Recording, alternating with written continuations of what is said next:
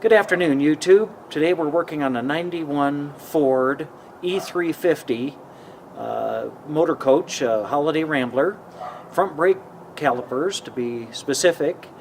Not a whole lot of information on the 91 Ford E350 out there on the internet or on YouTube, so decided to compile a little bit of the information that I've procured and share that with y'all, and hopefully it'll be a little bit of a benefit to someone. The motorhome has been giving me a little trouble with a little bit of brake chirp when I'm rolling through campgrounds, and hey, nothing says Jed Clampett like a chirping sound coming from the front wheel of a motorhome as you're rolling into a quiet campground. I think everybody and their brother turns around and points. So anyway, I decided to pull the wheels off of the unit, take a look at the brakes, clean them up a little bit, and reinstall the pads and some hardware, and hopefully that'll take care of the squeak. Also doing a little bit of front end lubrication and just a general inspection of the front end of the unit. So anyway, I'd like to invite you along and take a look at the motorhome. Thank you.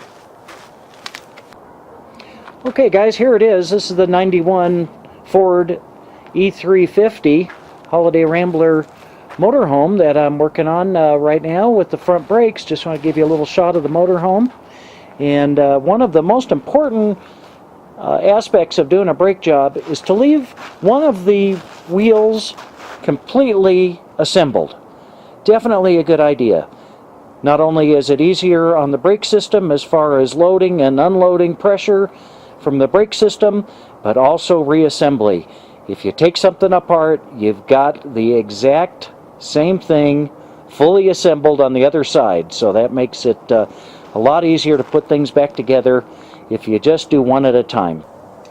Okay guys, here you go. This is Duralast from the local AutoZone, the hardware replacement kit for the 91 Ford E350 front brake calipers. Okay, so here you go. This is what you get in the kit. You get hardware to do front brakes, both the left and right hand side, and which would consist of 2 retainer springs to hold the pads in place and 4 of the caliper pins. Now this is not a sliding type system, these are just mounting pins, but this is where I really got uncomfortable. Not only was the pin bad, or the spring rather, seemed a little questionable, but the pin, my goodness, the older one there on the right hand side, it just drove through the caliper and the mounting bracket easy, and nothing to stop it or hold it into place. I did find one video on YouTube that showed that they actually had to compress the mounting pin with a pair of pliers to get in, so I thought, hey man, obviously these are shot. So anyway, hopefully this will work. This is the one that I did not like at all. This thing is just completely worn out, as you can see, and in comparison to what the new one offers, way better, and should give a good confident feel once they're installed. And obviously the spring differences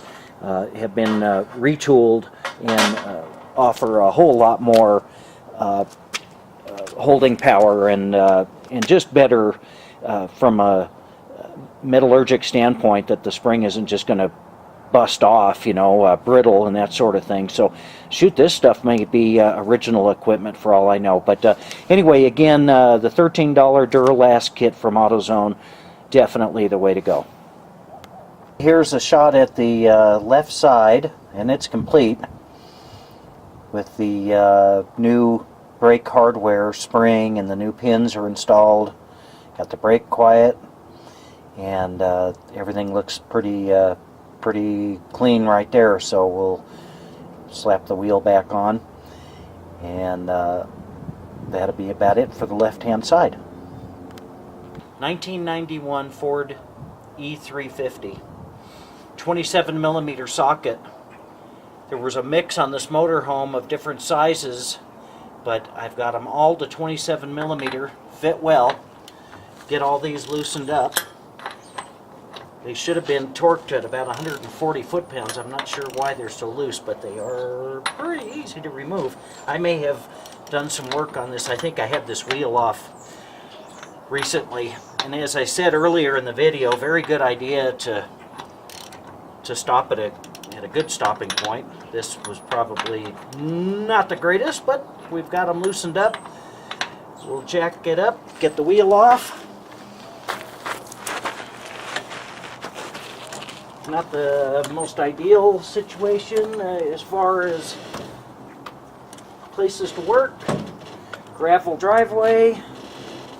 Try to keep the tools clean. Try to keep this reasonably safe. Put the jack stand underneath the vehicle, which you guys probably cannot see me doing this, but we're giving it our very best here. YouTube professional I'm not.